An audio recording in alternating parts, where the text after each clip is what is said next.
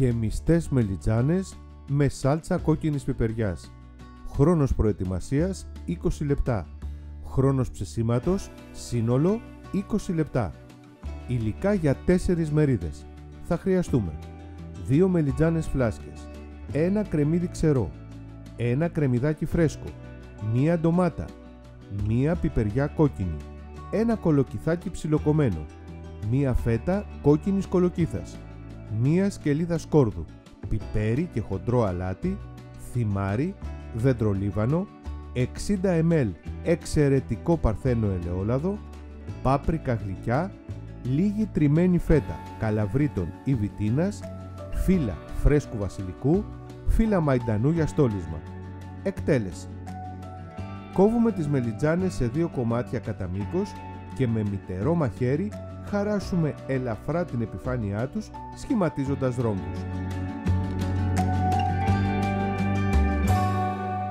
Βάζουμε τα κομμάτια σε ρηχό ταψί με λαδόκολλα, πασπαλίζουμε με αλατοπίπερο, θυμάρι και δεντρολίβανο.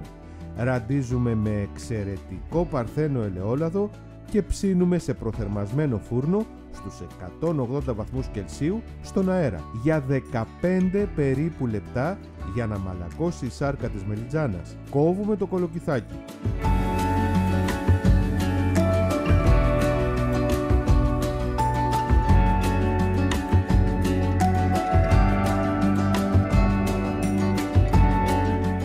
Κόκκινη πιπεριά σε λεπτά μπαστούνάκια και τα βάζουμε σε βαθύ δοχείο.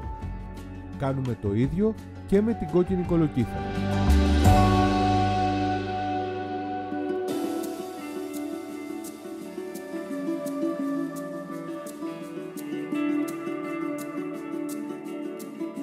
Τεμαχίζουμε το ξερό κρεμμύδι σε ροδέλες. Ψιλοκόβουμε το φρέσκο κρεμμυδάκι και το σκόρδο και τα ρίχνουμε και αυτά στο μπολ.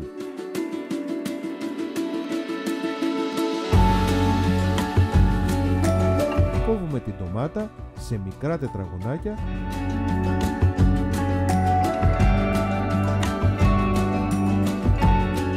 και την κρατάμε ξεχωριστά σε άλλο μπολ. Σε ένα τηγάνι ζεσταίνουμε ελαιόλαδο και ρίχνουμε όλα τα λαχανικά μας εκτός από την ντομάτα για να σοταριστούν. Προσθέτουμε αλατοπίπερο, δεντρολίβανο και πάπρικα. Ανακοινούμε το τηγάνι με τα λαχανικά και όταν μαλακώσουν ρίχνουμε την ντομάτα. Μερικά φύλλα φρέσκου βασιλικού και ανακοινούμε ξανά. Βγάζουμε τις μελιτζάνες από το φούρνο και με ένα κουτάλι αφαιρούμε τη σάρκα τους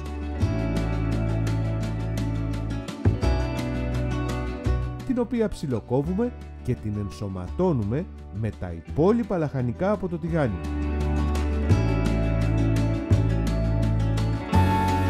Ξαναγεμίζουμε τις μελιτζάνες με το μείγμα και πασπαλίζουμε με λίγη τριμμένη φέτα.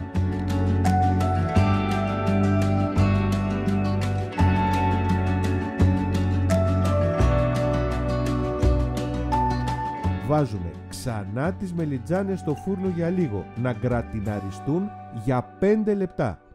Αφαιρούμε, σερβίρουμε, στολίζουμε με φύλλα μαϊντανού και έφτασε η ώρα της απόλαυσης.